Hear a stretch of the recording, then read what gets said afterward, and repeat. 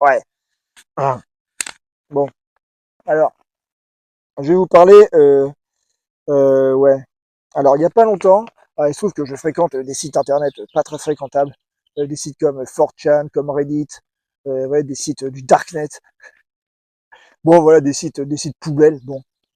Et sur les sites poubelles, souvent, on entend, voilà, des nouvelles, des bas-fonds de l'humanité. Et notamment, on entend régulièrement que l'annonce de la mort d'actrices de films pour adultes. Ça, c'est un truc qui revient extrêmement souvent. Alors, il y a pas longtemps, il y en a une qui s'appelle Kylie Page, Kylie Page ou Page. Bon, alors je ne la connaissais pas parce que je ne la connaissais pas parce que je ne regarde pas de films pour adultes. J'en ai regardé quand j'étais jeune, mais maintenant, quand je sais ce que c'est, j'en regarde pas et je vous invite à ne pas en regarder. Bon. Alors, il y a une actrice qui s'appelle Kylie Page, qui est décédée d'une overdose.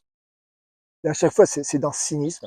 Quand c'est annoncé sur les sites internet, il y a des mecs qui ils rendent hommage, machin, ils disent ah tiens, on va rendre hommage en regardant ces vidéos, machin, tout. Mais franchement, c'est d'un cynisme, c'est lamentable. Bon. Et ça m'a rappelé, si vous voulez, l'année dernière, j'avais vu un article qui m'avait marqué, qui annonçait, qui expliquait que l'année dernière, les trois actrices de films pour adultes les plus connues, les plus populaires, elles sont mortes quasiment en même temps.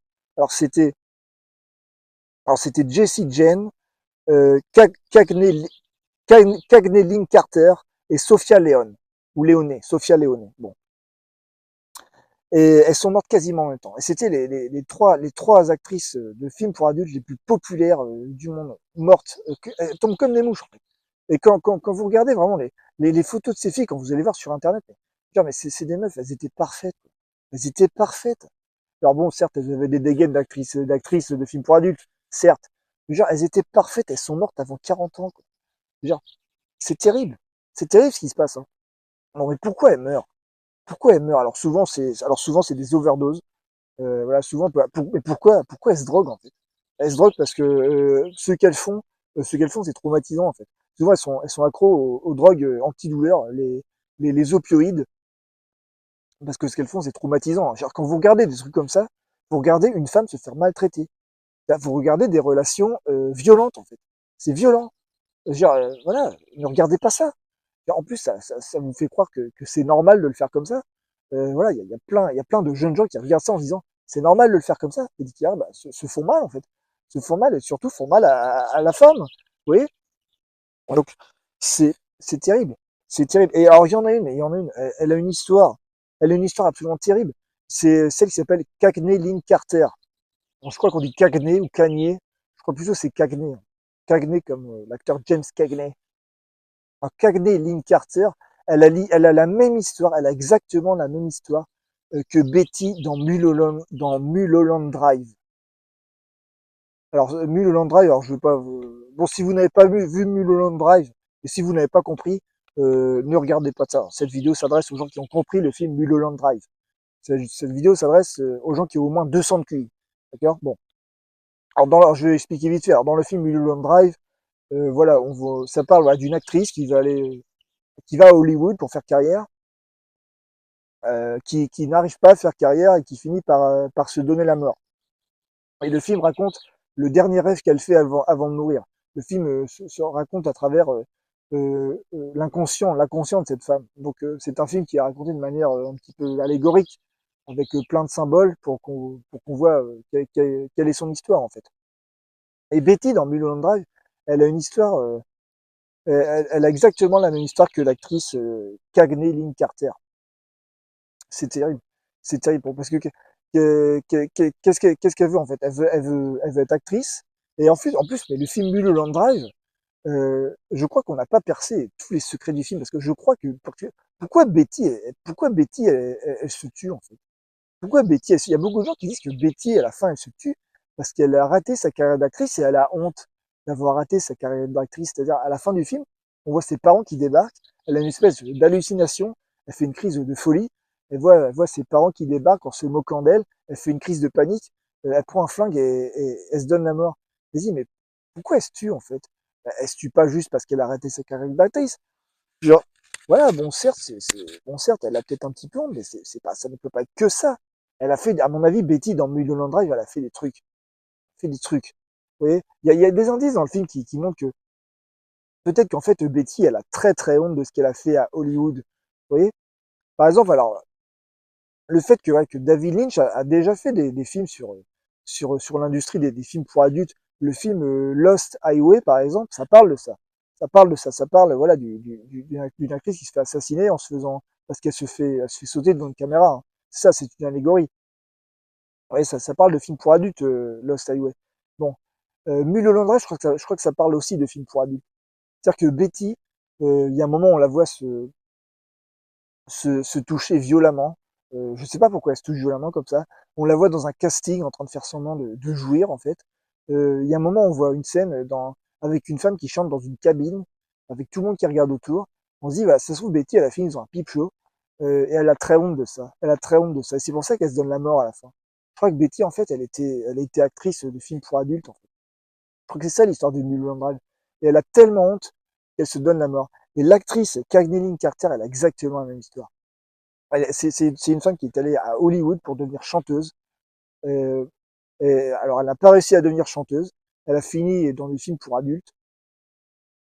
Et elle s'est donné la mort en se tirant une balle au fusil à pompe. Donc, elle s'est pas ratée, elle voulait pas se rater. Le lendemain de la Saint-Valentin. Le lendemain de la Saint-Valentin. Mais c'est terrible. C'est terrible. Vous voyez des photos d'elle, mais elle était parfaite. Elle était, bon, certes, elle avait, voilà, la dégaine d'une actrice comme ça, mais elle était parfaite. C'est terrible. Le lendemain de la Saint-Valentin, elle se donne la mort.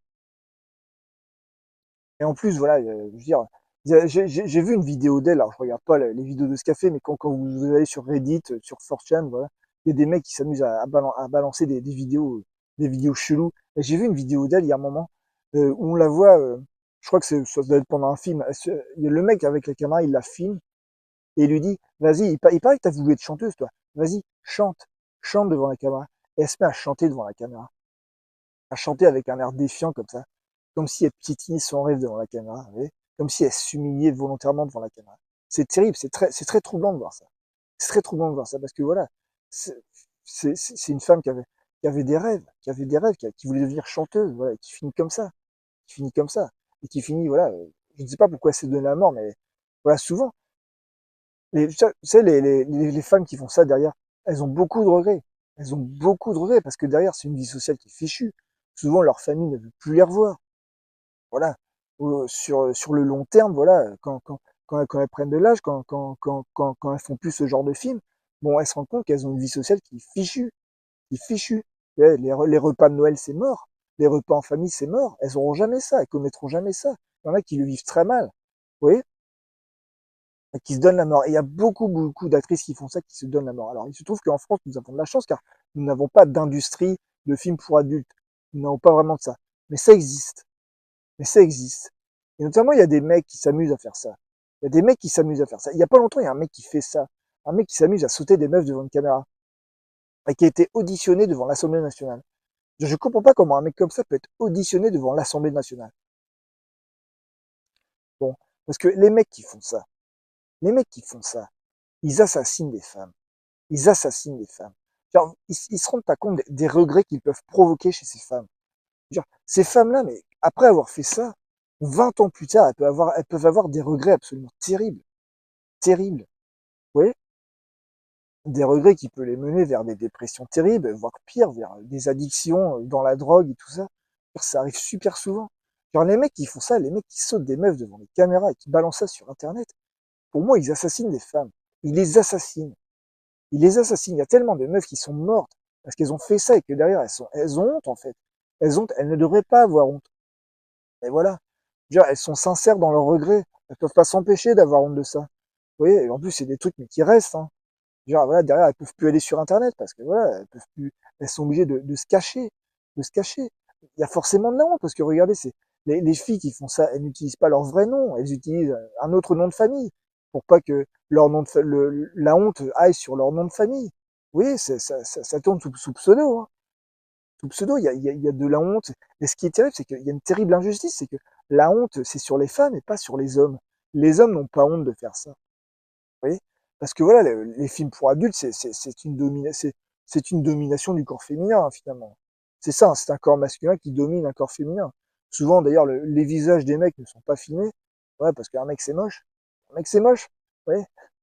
Donc, donc voilà, c'est terriblement injuste. C'est terriblement injuste que les femmes aient si honte de faire ça, et pas les hommes. On devrait vraiment se mépriser les hommes qui font ça. Mépriser les hommes qui font ça. Les considérer comme des assassins. Ils assassinent des femmes. Ils assassinent potentiellement des femmes. C'est-à-dire, les femmes derrière, quand elles ont des regrets, mais elles peuvent avoir des regrets terribles qui peuvent les mener à des choses terribles. Vous voyez? Et les mecs, ils se rendent pas compte de ça, parce qu'ils sont pas éduqués, hein, parce que c'est des nazes. C'est des nazes. Faut leur foutre la honte à ces mecs-là. Faut leur foutre la honte, c'est des assassins.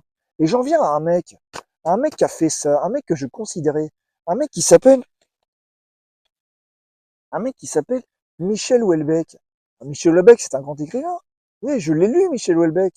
Je croyais qu'il avait pigé. C'est un mec, voilà, qui parle de la mort, du sentiment amoureux. Il parle de ça, Michel Houellebecq. Qu'est-ce qu'il a fait un jour, Michel Houellebecq? Michel Houellebecq, il aime bien faire l'artiste. Un jour, il a fait un truc, il s'est dit, tiens, je vais sauter une nana devant une caméra. Ouais, il a fait ça. Alors, je ne sais pas pourquoi il a fait ça. Il a fait ça, je sais pas, par performance artistique, j'en sais rien. Mais en tout cas, voilà. C'est dégueulasse d'avoir fait ça. C'est dégueulasse d'avoir fait ça. Parce comment il sait, qu'est-ce qu'elle va penser, la meuf de ça, dans 20 ans? Comment il sait ça? Comment il prévoit ça? Il n'en sait rien. Il n'en sait rien. Comment tu sais que si la meuf, dans 20 ans, elle va pas avoir des regrets terribles qui vont lui gâcher la vie, qui vont lui gâcher sa vie sociale, sa vie de famille? Comment tu sais ça? T'en sais rien. T'en sais rien. Et t'en as rien à foutre. Vous voyez? Vous voyez. En plus, voilà. Voilà, Michel Houellebecq, voilà, c'est un cancrelat, hein, il est absolument dégueulasse physiquement. Voilà, il est lamentable, il est affreux. Vous voyez, c'est lamentable ce qu'il a fait. C'est lamentable. Je le considérais, mais en fait non, je ne le considère plus. Il est naze. Il est naze. Vous voyez, genre, il se rend pas compte qu'il a peut-être créé les conditions de regrets terribles pour cette femme. Un jour peut-être. Vous voyez, je pensais qu'il avait pigé, voilà, la dégueulasserie du monde, mais non, il a plongé dedans. Il a plongé dedans pour faire une performance artistique. Je le méprise. Je le méprise complètement. Et les mecs qui font ça, qui s'amusent à sauter des meufs devant une caméra et à balancer ça sur Internet, vous êtes des assassins. Vous êtes des assassins. Vous méritez, mais tout le mépris qui soit. Oui. Alors pour l'instant, le monde vous protège. Le monde vous protège. Le monde est tolérant. Le monde est très libéral. Peut-être qu'un jour tout cela changera. Peut-être que nous reviendrons à un monde avec plus de sentiments amoureux, avec une plus haute considération pour la volonté féminine. Vous voyez, un monde de duel, un monde où la volonté masculine aura beaucoup moins de valeur, comme avant, comme avant. Vous voyez, on verra, on verra. En tout cas, voilà, si les duels sont rétablis, Houellebecq, il est à moi. Il est à moi. Vous ne l'approchez pas, je l'ai vu en premier. Bref, c'est lamentable de faire ça. Les mecs qui font ça sont des assassins. Vous assassinez des femmes, parce que voilà, le sentiment d'une femme, c'est changeant. Il peut changer, sincèrement, sincèrement. Tellement sincèrement qu'elles peuvent en mourir. Vous voyez, qu'y a-t-il de plus sincère que ça? Elles sont sincères lorsqu'elles regrettent. Elles sont sincères. Voilà. Et la honte devrait aussi peser, peser sur les hommes qui font ça, et sur leur famille. D'accord? Les mecs qui font ça, mais ils n'ont pas été éduqués. Hein. Ils n'ont pas été éduqués. Leur père, il mérite de prendre. Pareil. Voilà, faut s'en prendre à leur père, à leur famille. Faut le foutre la honte à leurs enfants. Mais vraiment, mais faut s'en prendre à eux. Hein. Vous voyez? Faut être méchant. Faut être méchant. Vous voyez, ces mecs-là, ils provoquent des morts. Ils provoquent des morts. Des femmes qui se suicident. Des femmes qui se suicident par overdose, par des morts violentes. Ils provoquent ça, ces mecs-là. Faut leur foutre la honte. Faut pas les inviter, faut pas les auditionner à l'Assemblée nationale et leur servir la soupe. Non, mais c'est quoi ça? L'Assemblée nationale, en plus, c'était un schtroumpf à lunettes socialiste à la noix, qui avait que dalle à dire, mort de rire. Le mec en face, il était mort de rire. Vous êtes sérieux? Mais vous êtes sérieux? Il va falloir rétablir une honte sur les hommes, sur les hommes. Vous voyez? Plus nous appliquerons de la honte sur les hommes, moins la honte sera pesante pour les femmes. Vous voyez? Tout est une histoire d'équilibre.